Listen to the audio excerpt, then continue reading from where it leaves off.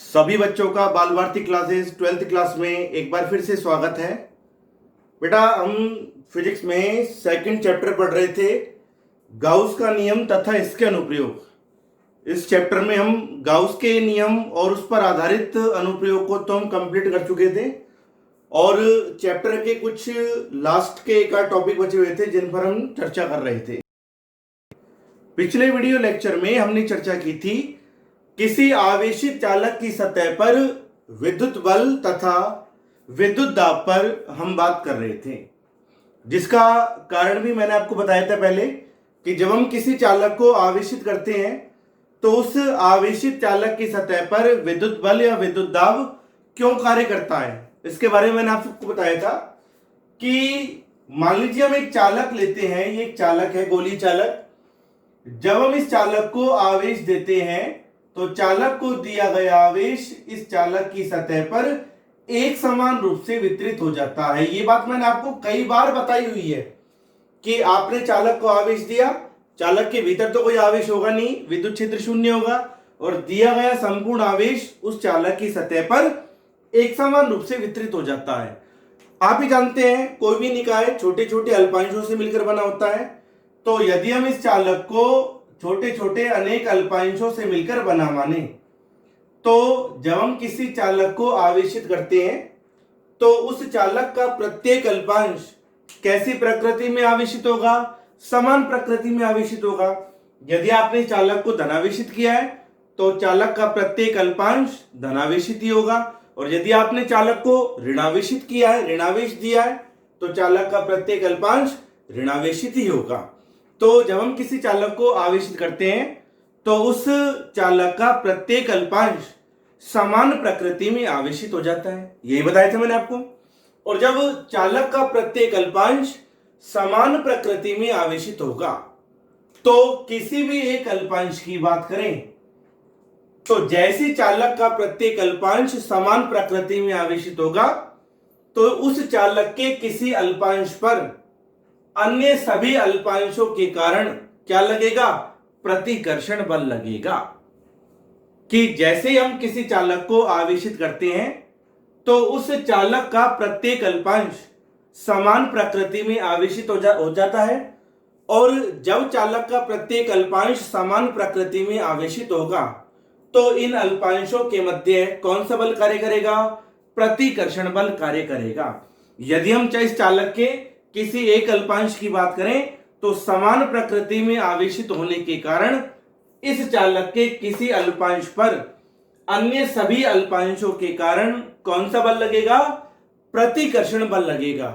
इस लगने वाले परिणामी प्रतिकर्षण बल को हम कहते हैं आवेशित चालक की सतह पर विद्युत बल। क्लियर? कि किसी आवेशित चालक की सतह पर स्थित किसी अल्पांश पर अन्य सभी आवेशित अल्पांशों के कारण लगने वाले परिणामी बल को तो हम कहते हैं विद्युत बल। और जब विद्युत बल चालक की सतह पर कार्य करेगा तो आप जानते हैं P बराबर होता है F/A। और जब विद्युत बल चालक की सतह पर कार्य करेगा अल्पांशों के मध्य प्रतिकर्षण के कारण, तो उस चालक की सतह के एकांक क्षेत्रफल पर लगने वाले इस विद्युत बल को हम कहते हैं विद्युत दाब। इसे हम दर्शाते हैं P से दर्शाते हैं। और जब किसी आवेशित चालक की सतह पर विद्युत बल या विद्युत दाब कार्य करता है तो उसकी दिशा हमेशा कैसी होती है? चालक की सतह के अभिलंबवत बाहर की ओर होती है, भले ही वह चालक धनावेशित हो या ऋणावेशित हो। तो हमेशा ध्यान रखना बेटा कि जब हम किसी चालक को आवेशित करते हैं, मैं फिर से रिपीट कर रहा हूं, बिल्कुल छोटा सा है, इतनी बड़ी आपको ज्यादा लिखने की आवश्यकता नहीं है। जब हम किसी चालक को आवेशित करते हैं तो उस चालक का प्रत्येक अल्पांश समान प्रकृति में आवेशित हो जाता है। तो इस स्थिति में चालक की सतह पर स्थित किसी एक अल्पांश पर अन्य सभी अल्पांशों के कारण प्रतिकर्षण बल कार्य करता है। तो इस कारण से चालक की सतह पर एक परिणामी विद्युत बल कार्य करता है, और एकांक क्षेत्रफल पर कार्यरत इस विद्युत बल को हम क्या कहते हैं? विद्युत दाब, जिसकी दिशा हमेशा उस चालक की सतह के अभिलंबवत कहां पर होगी? बाहर की ओर होगी, यही होगी। और मैंने आपको फिर जब हम इसको एक्सप्लेन करते हैं आगे, इसका फॉर्मूला हम आगे ड्राइव करते हैं, तो आपको रिजल्ट मिलता है P बराबर sigma square upon 2 epsilon not बराबर, या ऐसा भी लिख सकते हैं, half epsilon not E square. कि आप कह सकते हैं यदि किसी आवेशित चालक का पृष्ठ आवेश घनत्व, क्योंकि चालक को जो आप आवेश दे रहे हैं उसके पृष्ठ पर ही एक समान रूप से वितरित हो रहा है, तो यदि किसी चालक का पृष्ठ आवेश घनत्व कितना हो? सिग्मा हो, तो उस चालक की सतह पर विद्युत दाब जो होगा वह कितना होगा? P बराबर sigma square upon 2 epsilon not. या इस विद्युत दाब को हम एक नए रूप में भी प्रदर्शित कर देते हैं, कितना होता है? EP बराबर 1/2 epsilon not E square. Epsilon not तो आप जानते हैं निर्वात की विद्युतशीलता, सिग्मा क्या है? आवेशित चालक का पृष्ठ आवेश घनत्व, और E क्या है? E क्या है? विद्युत क्षेत्र की तीव्रता। कहां पर? या तो आप ऐसे बोल दो, चालक की सतह पर, आवेशित चालक की सतह पर विद्युत क्षेत्र की तीव्रता, या ऐसा भी कह सकते हैं आवेशित चालक की सतह के निकट विद्युत क्षेत्र की तीव्रता। तो ध्यान रहे बेटा, आपको या तो आवेशित चालक का पृष्ठ आवेश घनत्व सिग्मा दिया हो, या आपको आवेशित चालक की सतह पर या सतह के निकट विद्युत क्षेत्र की तीव्रता कैपिटल E आपको दी हो, तो आप आसानी से बता सकते हैं कि उस आवेशित चालक की सतह पर कितना विद्युत दाब कार्य करेगा, अर्थात आवेशित चालक की सतह के एकांक क्षेत्रफल पर कितना विद्युत बल कार्य करेगा। P बराबर, या तो आप लिख दें sigma square upon 2 epsilon not जब आपको चालक का पृष्ठ आवेश घनत्व दिया हो, या आप लिख सकते हैं half epsilon not E square. ये कब लिखेंगे?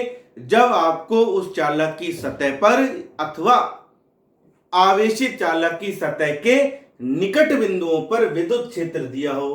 तो आप इन दोनों में से किसी भी एक फॉर्मूले को यूज करके बता सकते हैं कि आवेशित चालक की सतह पर कितना विद्युत दाब कार्य करेगा। पर यह बात आपको ध्यान रखने वाली बात है, दिशा मत भूल जाना। आवेशित चालक की सतह पर जो विद्युत बल या विद्युत दाब कार्य करता है उसकी दिशा सदैव आवेशित चालक की सतह के अभिलंबवत कहां पर होगी? बाहर की ओर होगी। किसी भी बिंदु पर निकाल लो आप, आवेशित चालक की सतह के किसी भी बिंदु पर आप निकाल सकते हैं, विद्युत दाब की दिशा सदैव आवेशित चालक की सतह के अभिलंबवत बाहर की ओर होगी। यह टॉपिक था जो हमने पिछले वीडियो लेक्चर में पढ़ा था। किसी आवेशित चालक की सतह पर विद्युत बल तथा विद्युत दाब, इस पर हमने चर्चा की थी। आज हम एक नए टॉपिक पर चर्चा करने जा रहे हैं। चैप्टर बस अब खत्म होने वाला है। आज हम एक नए टॉपिक पर बात करने जा रहे हैं। वह टॉपिक है विद्युत क्षेत्र के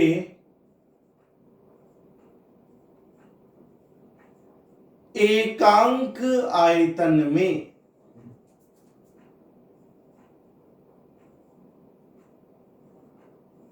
विद्युत क्षेत्र के एकांक आयतन में संचित ऊर्जा।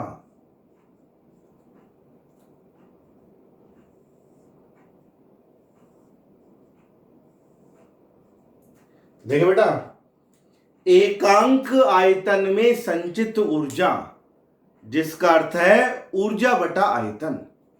यहां पर हम बात कर रहे हैं ना एकांक आयतन में संचित ऊर्जा की। एकांक आयतन में संचित ऊर्जा का अर्थ होता है ऊर्जा बटा आयतन, जिसे हम ऊर्जा घनत्व भी कह सकते हैं। तो इस टॉपिक में कंफ्यूज ना हो, या तो आप ऐसे बोल दें विद्युत क्षेत्र के एकांक आयतन में संचित ऊर्जा, या ऐसा भी कह सकते हैं विद्युत क्षेत्र में संचित ऊर्जा घनत्व। तो मैं देखो ध्यान रखना, एकांक आयतन में संचित ऊर्जा बोल दें, या आप ध्यान रहे एकांक आयतन में संचित ऊर्जा को हम क्या कहते हैं, ऊर्जा घनत्व। तो आज जो हम ये टॉपिक पढ़ रहे हैं विद्युत क्षेत्र के एकांक आयतन में संचित ऊर्जा या ऊर्जा घनत्व। तो पहले तो हम विद्युत क्षेत्र में संचित ऊर्जा का मान निकालेंगे कि विद्युत क्षेत्र में संचित ऊर्जा होती कितनी है, फिर इसका मान एकांक आयतन पर निकालेंगे, जिससे हमको प्राप्त हो जाएगा ऊर्जा घनत्व। क्या प्राप्त हो जाएगा, हमें ऊर्जा घनत्व प्राप्त हो जाएगा। तो इस टॉपिक पर डिस्कस करने के लिए हम एक छोटे से एग्जांपल को काम में ले रहे हैं ताकि हमारी डेरिवेशन पूरी हो। देखिए बेटा, मान लीजिए ये एक गोलीय चालक है।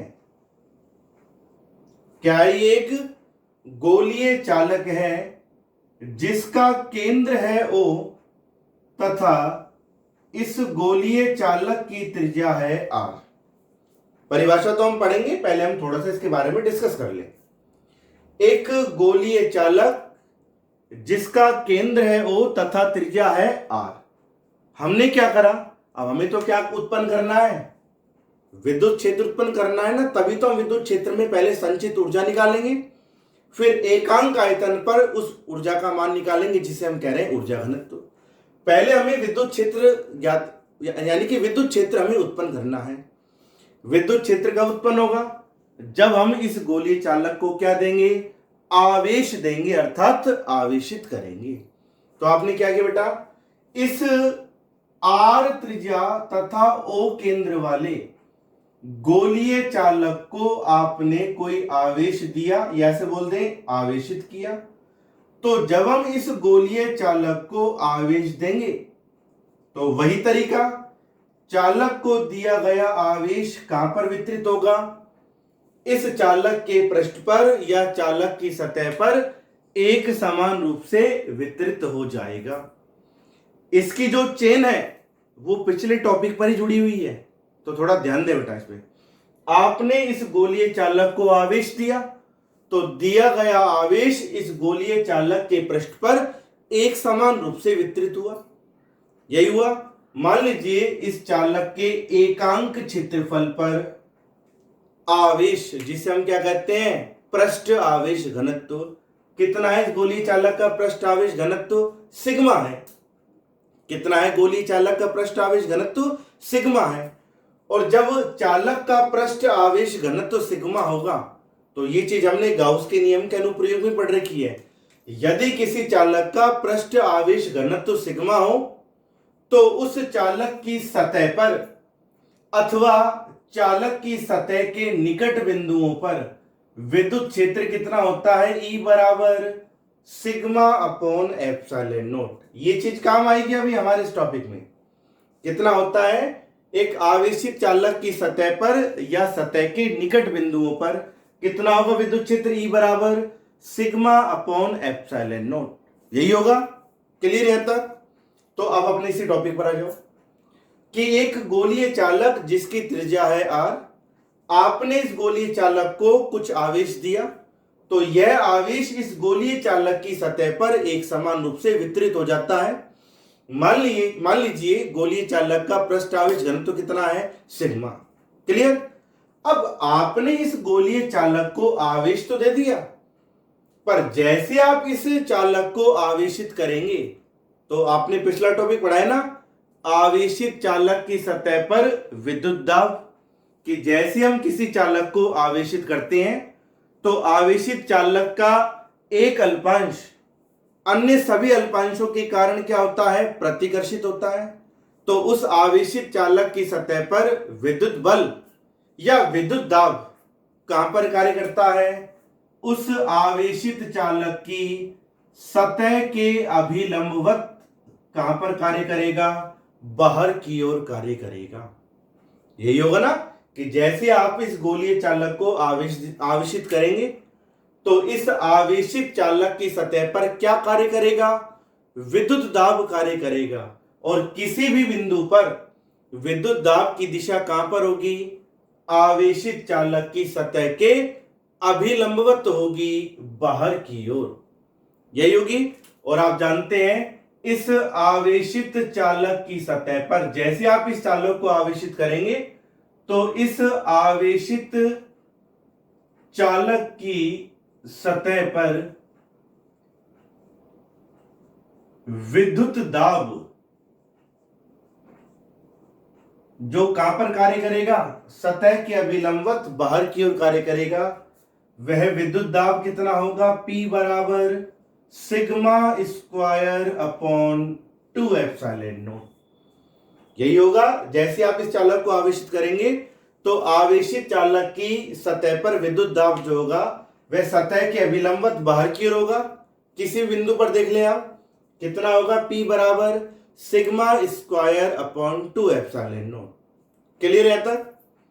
अब आप देखें, आप जैसे जैसे इस चालक की सतह पर आवेश की मात्रा को बढ़ाते जाएंगे, आपको मैंने बता रखा है ना, सिग्मा बराबर क्या होता है? Q अपॉन ए। एकांक क्षेत्रफल पर उपस्थित आवेश को हम पृष्ठ आवेश घनत्व कहते हैं। जैसे जैसे आप इस गोलीय चालक की सतह पर आवेश की मात्रा को बढ़ाते जाएंगे तो आवेश की मात्रा बढ़ने पर इस चालक का पृष्ठ आवेश घनत्व भी क्या होगा? बढ़ेगा। और जैसे जैसे चालक का पृष्ठ आवेश घनत्व सिग्मा बढ़ेगा वैसे वैसे इस चालक की सतह पर विद्युत दाब भी क्या होता जाएगा? बढ़ता जाएगा। कहां पर कार्य कर रहा है विद्युत दाब? P सतह के अभिलंबवत बाहर की ओर। क्लियर? तो यदि हमें इस विद्युत दाब के विरुद्ध कार्य करना हो, कहां पर कार्य कर रहे हैं? इस विद्युत दाब के विरुद्ध कार्य। विद्युत दाब लग रहा है बाहर की ओर और यदि हम इसके विरुद्ध कार्य करें, किस लिए? आवेश की मात्रा को बढ़ाने के लिए। क्योंकि आवेश की मात्रा बढ़ेगी तो पृष्ठ आवेश घनत्व बढ़ेगा, पृष्ठ आवेश घनत्व बढ़ेगा तो विद्युत दाब भी बढ़ेगा। तो इस चालक पर यदि हमें आवेश की मात्रा को बढ़ाना हो तो हमें जो कार्य करना पड़ेगा इस विद्युत दाब की दिशा में करना होगा या इसके विरुद्ध कार्य करना होगा? इसके विरुद्ध कार्य करना होगा। और जितना कार्य हम करेंगे वो किसके रूप में संचित होगा?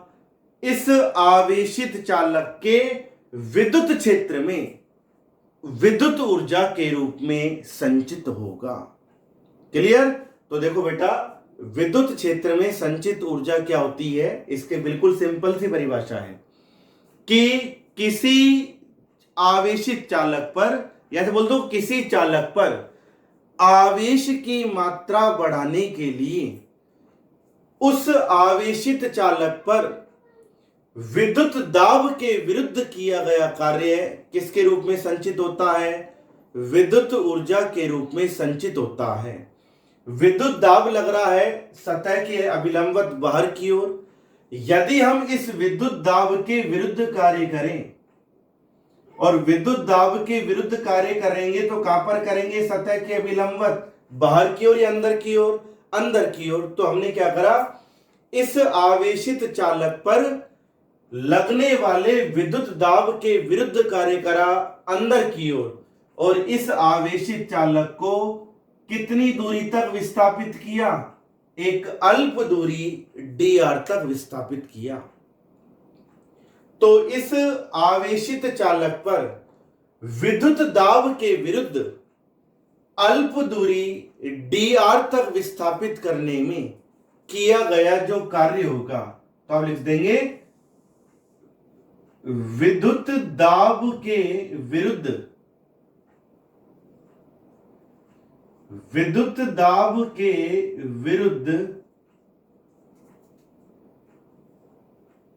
गोलीय चालक को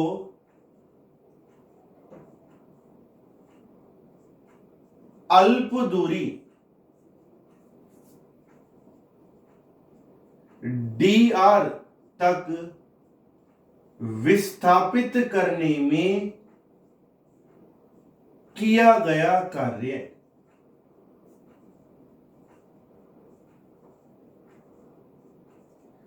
इस कार्य को हमने क्या लिख दिया, dw। कि विद्युत क्षेत्र में जो ऊर्जा होगी, संचित ऊर्जा, इस आवेशित चालक के विद्युत क्षेत्र में संचित ऊर्जा किसके बराबर होगी, आवेशित चालक की सतह पर जो विद्युत दाब लग रहा है P, इस विद्युत दाब के विरुद्ध किए गए कार्य के तुल्य होगी। तो हमने क्या करा, इस आवेशित चालक को विद्युत दाब के विरुद्ध विस्थापित किया, कितनी अल्प दूरी, dr दूरी तक विस्थापित किया। तो किया गया कार्य dw बराबर क्या होगा, कार्य बराबर बल गुणा विस्थापन क्या होगा, dw बराबर f डॉट dr। अल्प कार्य निकाल रहे हैं अभी हम अल्प दूरी तक विस्थापित करने में, dw बराबर f डॉट dr बल गुणा विस्थापन। तो आ जाएगा dw बराबर, अब है बल, हमें दाब तो पता है चालक की सतह पर कितना दाब लग रहा है, आपको मैंने बता रखा है कि दाब P किसके बराबर होता है, F बटा A के। तो इससे बल किसके बराबर हो जाएगा, F P गुणा A के। तो बल F की जगह लिख दिया आपने PA, दाब गुणा क्षेत्रफल, आगे आ जाएगा अल्प दूरी dr। तो आ जाएगा dw बराबर P, आवेशित चालक की सतह पर कितना विद्युत दाब लग रहा है, sigma square upon 2 epsilon not, यही लग रहा है, इनटू में आगे आ जाएगा A, आवेशित चालक की त्रिज्या कितनी है r, तो इसका पृष्ठ का क्षेत्रफल कितना हो जाएगा 4 पाई r स्क्वायर, आगे आ जाएगा बेटा dr, यही होगा। अब एक बात को ध्यान दी, इसको हमने लिख दिया समीकरण 1। आपने क्या करा है, इस विद्युत दाब के विरुद्ध गोलीय चालक को अल्प दूरी dr तक विस्थापित किया है चारों ओर से, तो यह आ जाता है किया गया कार्य, इसको हम लिख दिया समीकरण 1। अब यहां पर आपको एक मजेदार कॉन्सेप्ट क्या मिल रहा है, क्या चीज आपको एक मिलेगी, देखिए बेटा, आप जानते हैं गोलीय चालक का आयतन, आयतन को हम लिखते हैं V से, क्या होता है आयतन बराबर 4/3 पाई r क्यूब, यही होगा। एक गोले का आयतन किस पर डिपेंड होता है, उसकी त्रिज्या पर।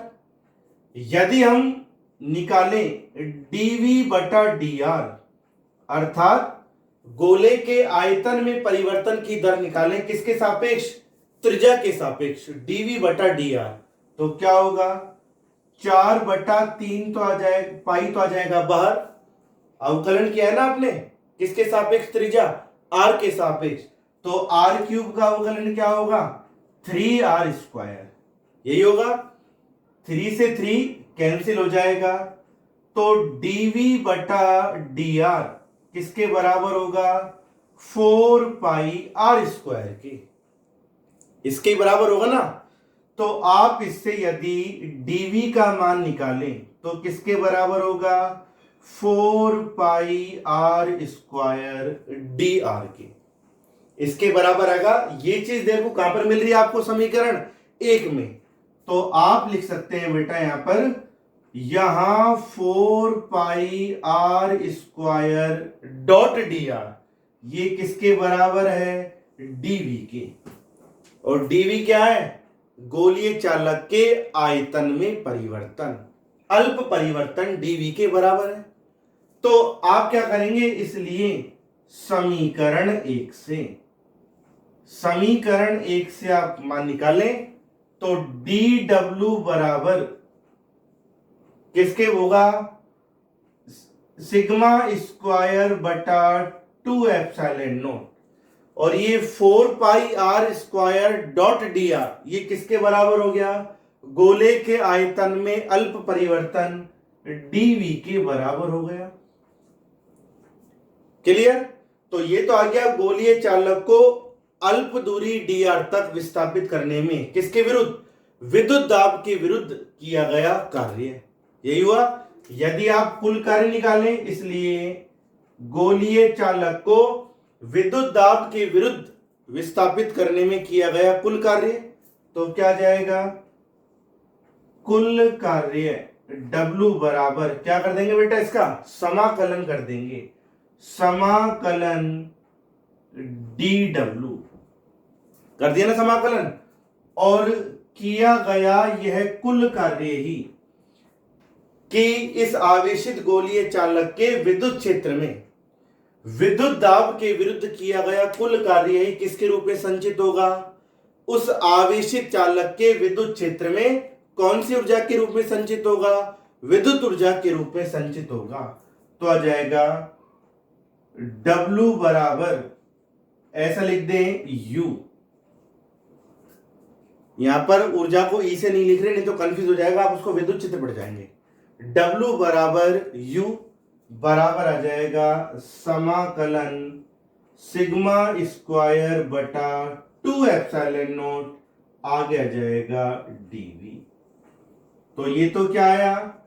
विद्युत क्षेत्र में संचित ऊर्जा ये मिली हमें। हमें क्या निकालना है? ऊर्जा घनत्व, या आप लिख सकते हैं ऊर्जा घनत्व, अर्थात एकांक आयतन में संचित ऊर्जा। संचित ऊर्जा किसके बराबर है? किए गए कार्य के। यदि आप एकांक आयतन में संचित ऊर्जा का मान निकालें या एकांक आयतन में किया गया कार्य निकालें, बात तो एक ही है, dW बटा dV। तो ये किसके बराबर होगा? सिग्मा स्क्वायर बटा 2 एप्सिलॉन नॉट। और एकांक आयतन में, विद्युत क्षेत्र के एकांक आयतन में विद्युत दाब के विरुद्ध किया गया कार्य किसके रूप में क्या कहलाएगा? ऊर्जा घनत्व कहलाएगा। तो आप इसे लिख दें, या तो आप लिख दें विद्युत क्षेत्र के एकांक आयतन में संचित ऊर्जा, या ऐसा बोल दें विद्युत क्षेत्र में संचित ऊर्जा घनत्व। ये किसके बराबर आ जाएगा? सिग्मा स्क्वायर बटा 2 एप्सिलॉन नॉट। हमने यहां पर विद्युत क्षेत्र में संचित ऊर्जा को किससे लिख दिया? U से। तो थोड़ा डिफरेंस रहे इसलिए हम ऊर्जा घनत्व को हम किससे लिख देते हैं? U डैश से। आपकी इच्छा है U से ही मान लो, पर कंफ्यूज ना हो। किससे लिख दिया हमने? U डैश से। कितना आ गया? सिग्मा स्क्वायर बटा 2 एप्सिलॉन नॉट। क्लियर? यदि आप इसे और आगे हल करना चाहें तो इसका और भी तरीका है।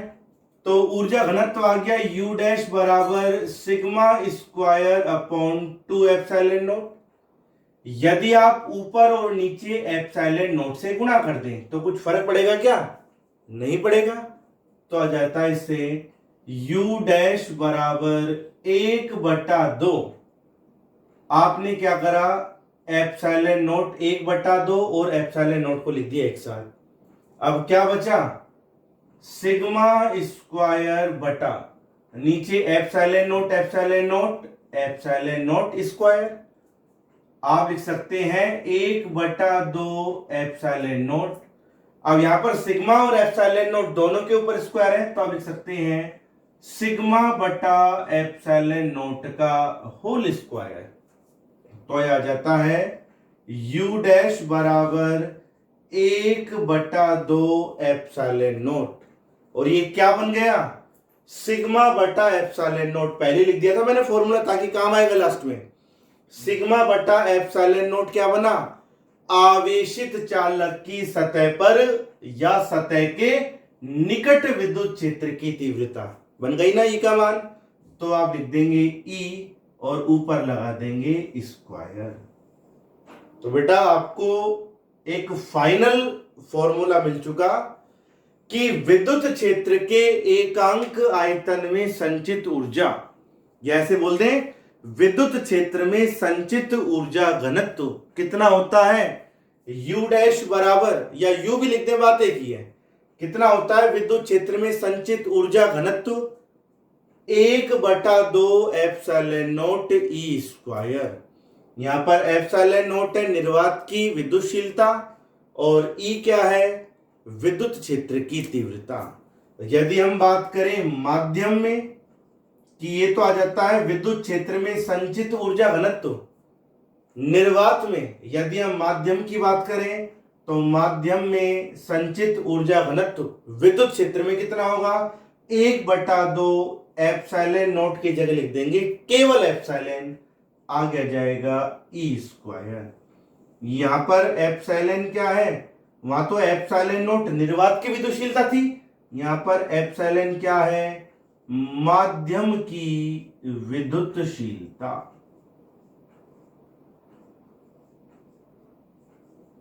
तो बेटा ये टॉपिक हो गया हमारा विद्युत क्षेत्र के, या ऐसे बोल दो किसी आवेशित चालक के विद्युत क्षेत्र के एकांक आयतन में संचित ऊर्जा।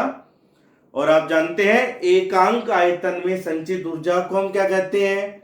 ऊर्जा घनत्व। तो आपकी इच्छा है कैसे इस टॉपिक को पढ़ सकते हैं, या तो बोलते हैं विद्युत क्षेत्र के एकांक आयतन में संचित ऊर्जा, या बोलते हैं विद्युत क्षेत्र में संचित ऊर्जा घनत्व।